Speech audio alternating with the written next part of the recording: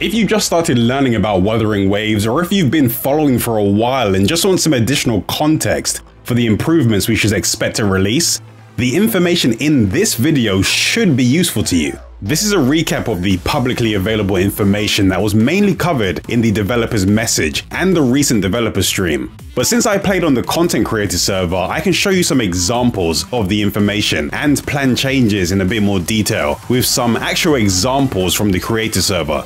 Wuthering Waves is releasing globally on May the 22nd, 2024 on PC, Android and iOS. It will support cross-save, so your progress will be shared between all platforms as long as you use the same account. Pre-registration for the game has begun, and we're able to obtain various pre-registration rewards when the amount of registered users reaches specific milestones. As of recording, the total pre-registrations have currently reached 19 million and will most likely hit 20 million by the time this video has been uploaded. So we've managed to unlock 3 pre-registration rewards and the follower milestone reward. For the 5 million registration reward, we earned 80,000 shell credits, which is the main currency in the game used to purchase items in stores or when upgrading our characters and echoes. It's a resource that could potentially become an early game choke point for progression, so any additional sources for it are welcome. The reward that we earned for reaching 10 million was 10 advanced resonance potions. This is a resource that can be used to give characters additional experience points to rapidly level them up. They can also be obtained in simulation training by consuming stamina, but you'll most likely be spending your stamina on things that have a higher priority. The reward we earned for reaching the 15 million milestone is 200 astrite. This is the premium currency that is used when rolling for new characters in the gacha or for replenishing stamina early. 200 isn't much on its own since it works out to just over 1 roll if the numbers at release are the same as in the beta, but any extra astrite does help since that 1 roll could be the one that gets you a 5-star character. The 20 million reward is for the en route sigil. Sigils are a bit of extra customizations for your profile. There are various designs that seem to be based on the characters in the game, but I wouldn't say this reward is a priority. It's just a nice extra before reaching the main reward for reaching the 30 million goal, which are 20 lustrous tides. Lustrous tides are the currency used to roll for permanent character and weapon banners. Based on the rates in the beta, this would be the equivalent of 3,200 astrites, which are worth saving for the limited banners instead. So this will help when trying to unlock your first 5-star in the beginner banner. For reaching the 5 million follower milestone, we earned the Ranger series weapon supply chest that lets us pick one Ranger weapon of choice. Based on the in-game descriptions and visual appearance, I believe the selectable sword is the Commando of Conviction, the pistols are the Undying Flame, the gauntlets are the Amity Accord, the broadblade is the Dauntless Evernight, and the rectifier is the Jinso Keeper. I'll leave my pre-registration link in the description, so you'll have a quick way to pre-register if you want to increase our chances of obtaining all of the rewards. During the beta, there were a few additional rewards for reaching certain milestones in the game, like earning certain weapons and characters. But since I haven't seen any updates or any official news that those will still be there at launch, I decided not to include them in this video. But if that changes, then I'll be sure to let you know. The combat in Wuthering Waves has been continuously updated based on the feedback received from the community throughout its various beta phases, and the most recent beta was no different. Soon after the beta ended, the developers informed us of some of the changes they plan to make to the game in time for release. They stated that they plan to improve jumping by adjusting the animation speed. They also intend to improve camera transitions and landing feedback to make it feel more natural. These aren't things that I noticed personally during my own gameplay, but I did notice some of the other things that they plan to address, which were the frequent lock-on losses that can happen with enemies that fly or quickly move off screen. Enemies quitting combat and counterattack failures were also issues that they're planning to address. There were also some planned changes for specific characters that were frequently mentioned in the feedback they received. For Ling Yang and Zhan Xin, they plan to adjust their movesets in order to elevate the overall combat experience for players when controlling them. When controlling Ling Yang, using his resonance skill at the right time will allow you to skip the beginning part of his basic attack combo in follow-up combo loops, and this will also charge his Lion Spirit bar. Once this bar is fully charged, his playstyle converts into a mid-air focus one until the bar depletes. I assume they plan to adjust how his Lion Spirit combo can be done, since it did feel a bit busy. so they'll probably make a few tweaks to make the combo flow feel smoother. Janshin is the complete opposite. She's a ground-based shield and parry focused character that I personally like a lot, but her playstyle doesn't have as much depth when compared to a lot of the other characters, and mainly boils down to a basic normal attack chain and holding down the heavy attack button for specific periods of time in order to charge a shield and then attack. This also applies to her resonant skill parry that can be held down to enter her counter stance. It's basic, but it does what it needs to do. So I assume they'll tweak the combos and improve the button holding mechanics to make her more engaging to play. They also plan to adjust Verina's HP restoration mechanics so she can make better use of her photosynthesis energy. Right now, you build up her photosynthesis energy and then use the heavy attack to slide into the enemy, which will heal your party members. Since Verina is a character that you'll be mainly using for buffs and healing, she's not required to stay on the field for long. So generating and then spending her energy and then activating another character's intro skill will most likely be her main role. But spending her photosynthesis energy did feel a bit clunky after the first slide, so I'm hoping they improve her combo loop to make it feel a bit smoother.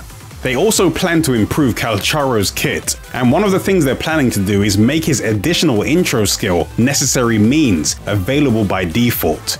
This skill was previously only available if you managed to obtain an additional 2 duplicates of Calcharo in the gacha, and then use the items received to unlock his sequence nodes.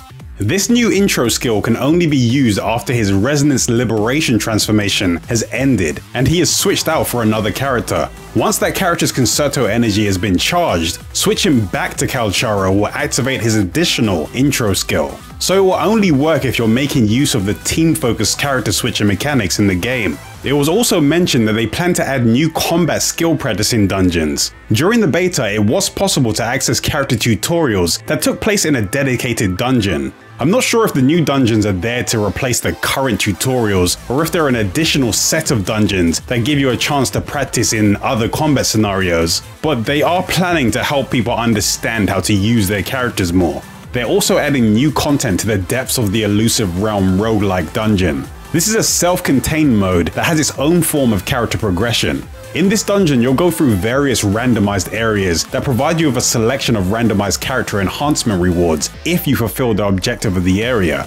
This progression will reset once you start a new run, but there is a form of permanent progression that helps to give you an advantage in future runs. This is one of the modes that I'll be spending a lot of time playing since it was fun and it actually changes how you use characters in an interesting way. At release, they're planning to add a tutorial stage for the Depths of Elusive Realm to help beginners understand the gameplay better. And they're also going to add more playable characters that you can select from in this mode, as well as some trial characters that you can use, which I assume might let you use certain characters that you don't own for yourself.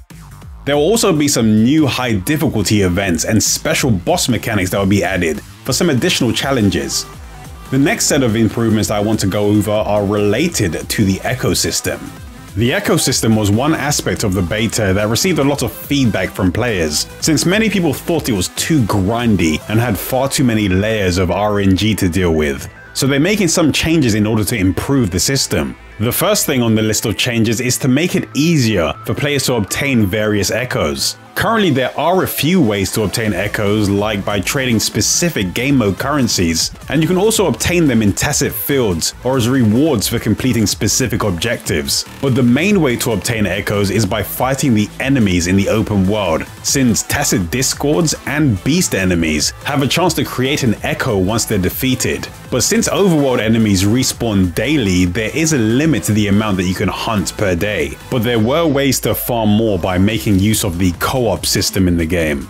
In order to give people a chance to obtain more echoes, they're planning to make more available through in-game events and when completing daily activities. They also mentioned that there would be other means to obtain more, but they haven't disclosed what those are yet. In addition to this, they're also making adjustments to tacit fields, since they did notice that during the beta they didn't provide people with enough drops. So at launch, we should expect tacit fields to give us more echoes and enhancement materials. They're also planning to reduce the cooldown time for re-challenging a tacit field as well. Over time, it's pretty easy for your collection of echoes to stack up, and you'll most likely end up with a lot of them that you don't really have any use for. During the beta, there was no way to make use of these unused echoes, so they're planning to add a way for us to convert these unused echoes into new ones. This will be done through a new feature called Data Merge. According to what was said, this feature will be found in the databank menu, where you can select multiple unenhanced echoes that will be used as fodder for merging.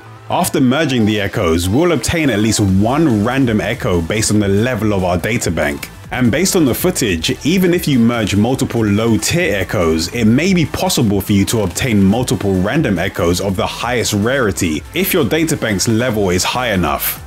Based on the beta and the content creator server, databank level 15 is when we can start to reliably absorb the highest rarity of echoes, outside of special situations. So reaching that level might be a priority when trying to get your account up and running. Another bit of feedback they plan to address revolves around echo tuners, which is an item that's used to unlock additional substats on echoes. This was one of the main issues people had with the echo system in the beta, since before you knew what substats an echo had, you needed to consume echo tuners in addition to the materials needed to level the echo. In order to address this, now a portion of the echo tuners that were used on an echo will be refunded when that echo is used as fodder to upgrade another echo, which gives people another way to use echoes that don't have their desired stats. They're also planning to address substats. In the beta, a lot of RNG was involved in the substat rolling. So even if you got the substat that you wanted, the actual numbers they had could be poor. To fix this, they're planning to increase the minimum numbers that you can get while rolling substats and reduce the range of possible results. They're also planning to make adjustments to the Inferno Rider Echo skill to add a new transformation mode. Based on the gameplay clips shown on the main sides, transforming into the Inferno Rider seems to let you use the bike as a mount to travel at faster speeds. An example of how this could work was already available in the beta as part of the Inferno Rider's storyline, where you're able to become the Inferno Rider and ride along a track filled with various obstacles. Phantom Echoes, or Shiny Echoes as they're being called by many people in the community, will have some additional adjustments too. Since discovering Phantom Echoes is rare, people were disappointed if their stats ended up being useless after finally discovering one.